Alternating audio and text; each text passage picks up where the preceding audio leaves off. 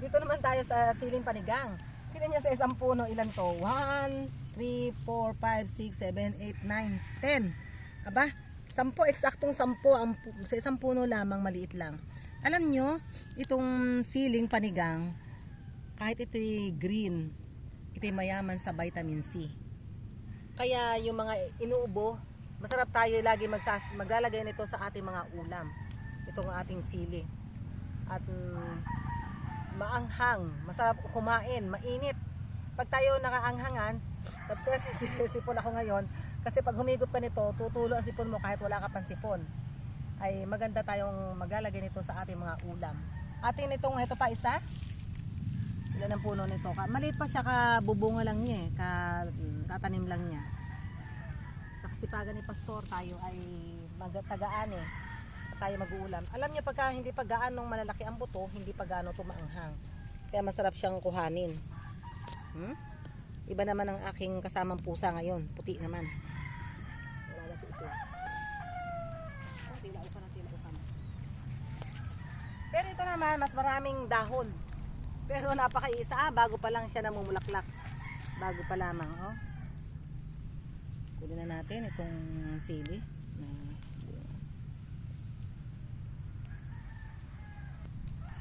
Kahit anong ulam natin, masarap ihahalog natin itong sili. Masarap ito gawin nating, ano nga ba isang luto nito? Yung usong-uso? Bicol Yung nabibili? Express. Yung binabalot. Ano? Yung binabalot sa ano? Dynamite. Dynamite doon. Tingnan ko natin itong maliit, sayang eh. At ito yung mga hindi maanghang, ito yung kakainin ko mamaya. Subukan natin. Tumutulan yung sipin ko sa pagkuha pa lang ng sili. Ano yung sasabihin ko naman. Ito pa sa silihan ni Pastor, isang diretso. Kaliitan pa lamang, kasalukuyan pa lang siyang kumbaga dumalaga. Unang bunga pa lamang. Tingnan niyo sa ilalim mo. Ang dami na niya. Alam niyo yung sili, isang ulam na ito pagka ating inadobo.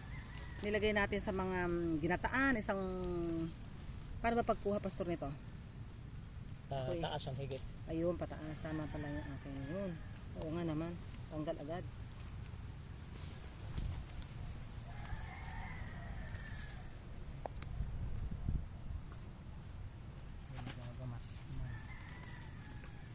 Naku, napakasarap nitong sili na ito ah. Ito yata hindi ganong maanghang na variety. Ano ba to? Meron kasing variety na hindi maanghang. Matatapatan natin. Pero yung talagang wala pa siyang May panigang na hindi maanghang. Pero may anghang yan. Tikman natin.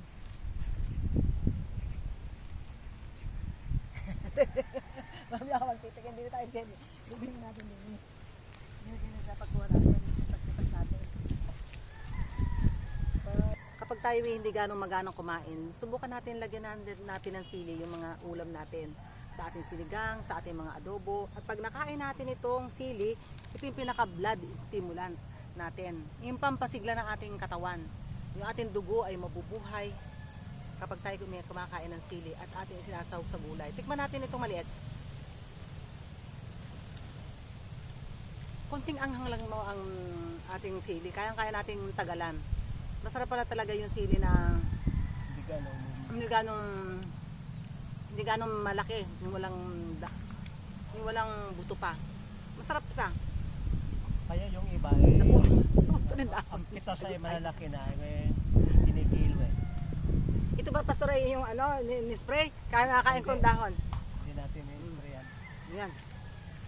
Pipitas lang tayo, masariwan-sariwa yan oh.